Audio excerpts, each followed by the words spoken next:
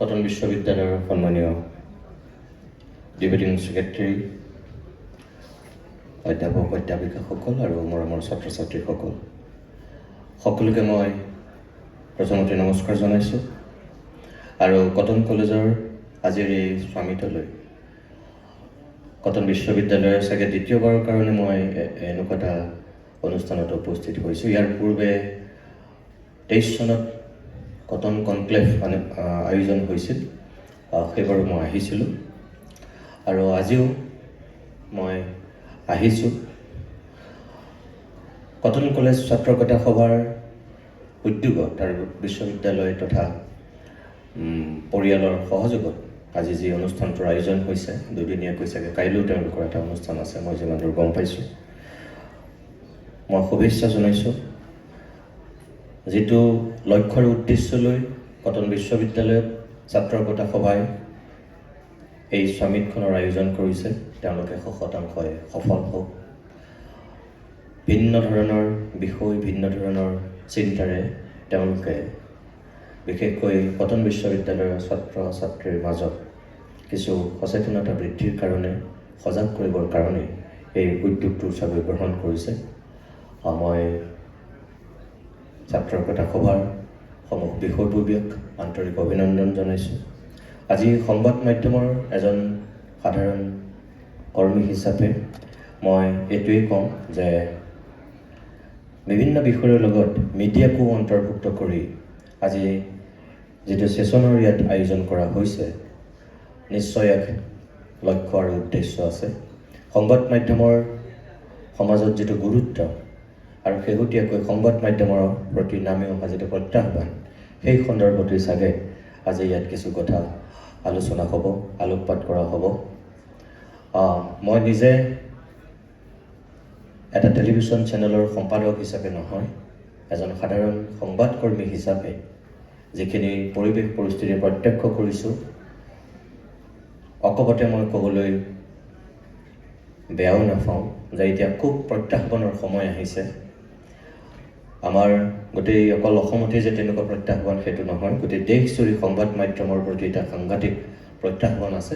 কিন্তু সেই প্ৰত্যাহ্বানৰ মাজতো আমি নিজৰ দায়িত্ব আৰু কৰ্তব্য কেনেকৈ সুচাৰুৰূপে পালন কৰিব লাগে, সেই কথাখিনি অন্ততঃ আমি বুজি পাব লাগিব। আৰু উঠি অহা প্ৰজন্মৰ প্ৰতিনিধি হিচাপে তোমালোক কটন বিশ্ববিদ্যালয়ৰ যিসকল ছাত্ৰ ছাত্ৰী ইয়াত আছা, তোমালোকেও সেইখিনি অনুধাৱন কৰিব পাৰিব লাগিব। এইকাৰণে যে অসমৰ সমাজ জীৱনত কটন বিশ্ববিদ্যালয়ৰ যিটো আধিপত্য, কি ৰাজনীতি, কি সমাজ, কি সাহিত্য, কি সংস্কৃতি, কি ক্ৰীড়া, সকলোতে কটন বিশ্ববিদ্যালয়ৰ এটা সুকীয়া আধিপত্য আছে। আজি যদি আমি ৰাজনৈতিক ক্ষেত্ৰত চাওঁ, তেনেহ'লে দেখিম যে এসময়ৰ কটনিয়ান, এই কটনৰে 3বাৰকৈ সাধাৰণ সম্পাদক হোৱা প্ৰাক্তন কটনিয়ান হিমন্ত বিশ্ব শৰ্মা আজি অসমৰ মুখ্যমন্ত্ৰীৰ আসনত আছে। গতিকে এইখন বিশ্ববিদ্যালয়ৰ ছাত্ৰকতা সভাৰ যিটো দক্ষতা, যিখিনি প্ৰতিভা পূৰ্বৰ পৰাই সকলোৱে জানে। আজি অসমৰ সমাজ জীৱনক যিসকল মানুহে আন্দোলিত কৰি ৰাখিছে, আহ্লাদিত কৰি ৰাখিছে, প্ৰভাৱিত কৰি ৰাখিছে, গৰিষ্ঠ সংখ্যক মানুহেই এই কটন বিশ্ববিদ্যালয়ৰ সুসন্তান। হোমেন বৰগোহাঁই ছাৰৰ পৰা, ভৱেন্দ্ৰনাথ শইকীয়াৰ পৰা, বীৰেন্দ্ৰনাথ দত্তৰ পৰা, অৰুণ শৰ্মাৰ পৰা আমি কিমান মানুহৰ নাম ল'ম, সকলো মানুহৰ এই কটন বিশ্ববিদ্যালয়ৰ লগত এটা সুসম্পৰ্ক আছিল আৰু ইয়াৰ পৰাই তেওঁলোকে সেই যাত্ৰাটো আৰম্ভ কৰিছিল। গতিকে পৰৱৰ্তী সময়ত কি বাতৰি কাকতেই হওক, কি টেলিভিশ্যনেই হওক, সকলোতে সেই মানুহবিলাকক যেতিয়া অসমৰ মানুহে দেখিছে, কিন্তু তেওঁলোকৰ যিটো অতীত, যিটো ইতিহাস, এই কটন বিশ্ববিদ্যালয়ৰ বুকুতেই গঢ় লৈছিল। অৰুণ শৰ্মা ছাৰহঁত যেতিয়া এই কটনত অধ্যয়ন কৰিছিল, ছাৰৰ লগত মই এটা সাক্ষাৎকাৰ লৈছিলোঁ। তাতে ছাৰে কৈছিল যে কটনত পঢ়া আমাৰ বেটছটোৱেই একমাত্ৰ বেটছ, যিটো বেটছৰ পৰা একেলগে অগা পিছাকৈ একেটা সময়তে 4জন প্ৰাক্তন কটনিয়ানে সাহিত্য একাডেমীৰ বঁটা পাইছিল। অৰুণ শৰ্মাৰ যিটো বেটছ আছিল এই কটন বিশ্ববিদ্যালয়, অগা পিছাকৈ সেই বেটছটোৰ পৰা 4জনে এতিয়ালৈকে সাহিত্য একাডেমীৰ বঁটা পাইছে।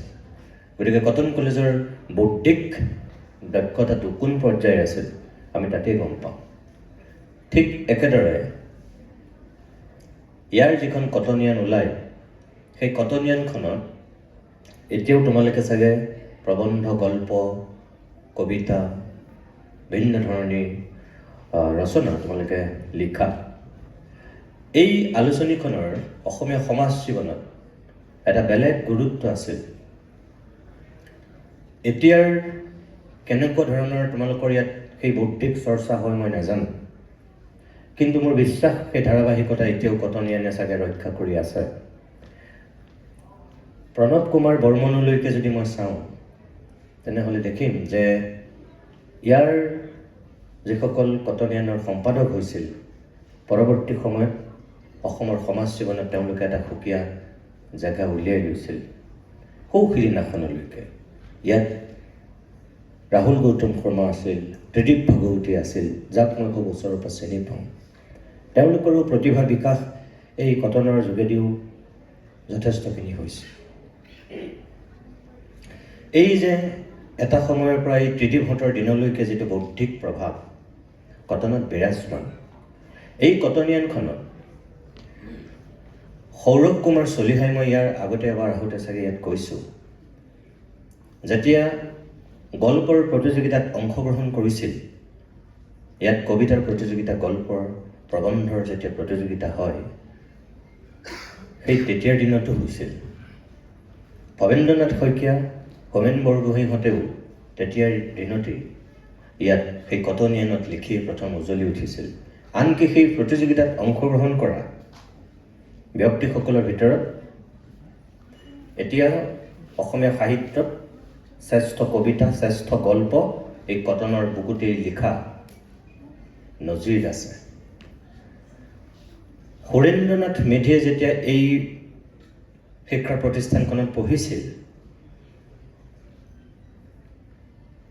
গল্পৰ প্ৰতিযোগিতাত যেতিয়া তেখেতে অংশগ্ৰহণ কৰিছিল, সেই বছৰ যিটো গল্প শ্ৰেষ্ঠ গল্প বুলি বিবেচিত হৈছিল আৰু পৰৱৰ্তী সময়ত কটনিয়ানত সেই গল্পটোৱে স্থান লাভ কৰিছিল। প্ৰথম, দ্বিতীয়, তৃতীয় পুৰস্কাৰ পোৱা গল্পই, কবিতাই, প্ৰবন্ধই কটনিয়ানত স্থান পায়, তেতিয়াও পাইছিল। সুৰেন্দ্ৰনাথ মেধিয়ে যিটো গল্পৰ যোগেদি প্ৰথম পুৰস্কাৰ পাইছিল, তোমালোক যিসকল সাহিত্যৰ ছাত্ৰ তোমালোকে চাগে গম পোৱা, এতিয়াও সেইটো অসমীয়া সাহিত্যৰ অন্যতম শ্ৰেষ্ঠ গল্প হৈ আছে। গল্পটোৰ নাম আছিল অশান্ত ইলেক্ট্ৰন।